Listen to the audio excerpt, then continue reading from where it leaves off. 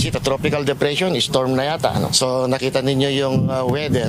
But still, we tried to pursue this part of the exercise just for us to also see na talagang come hell or high water, we can perform. Sa kabila ng sama ng panahon dulot ng Bagyong Christine, itinuloy pa rin ngayong araw ang littoral live fire exercises sa Ilocos Norte.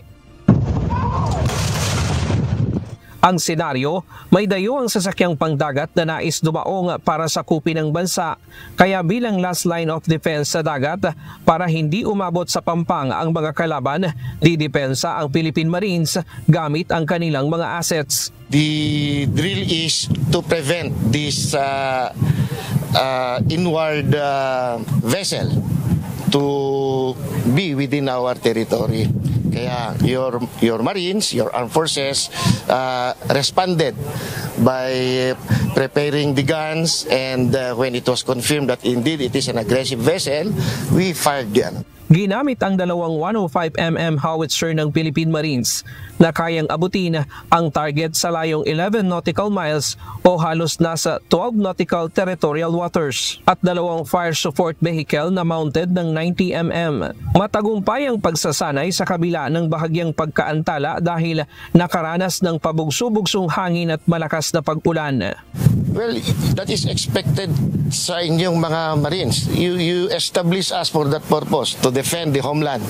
Okay, so while there is no crisis yet, and we hope there will be no crisis, we have to prepare. We have to be ready for any eventuality. So when we say preparedness and readiness, we do these drills and exercises. Naging bahagi naman ng mga foreign counterparts ng Philippine Marines bilang observer sa nasabing pagsasanay.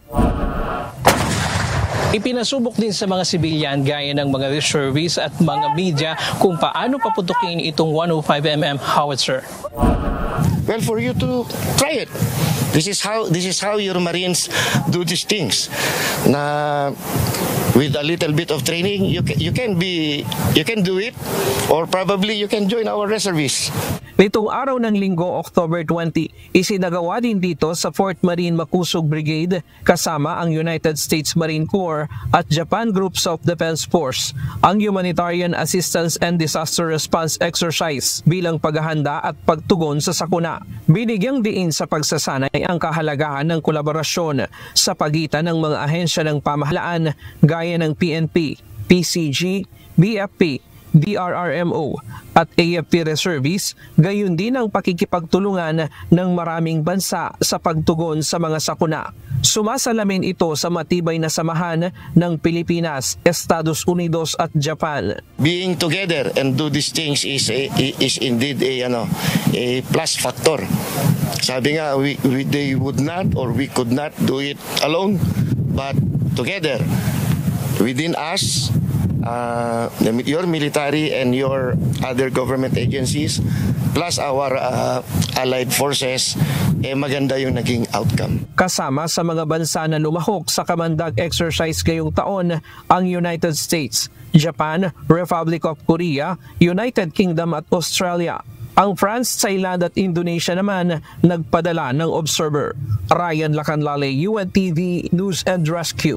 Diyos ang aming sandigan, serbisyo publiko ang aming pinahahalagahan.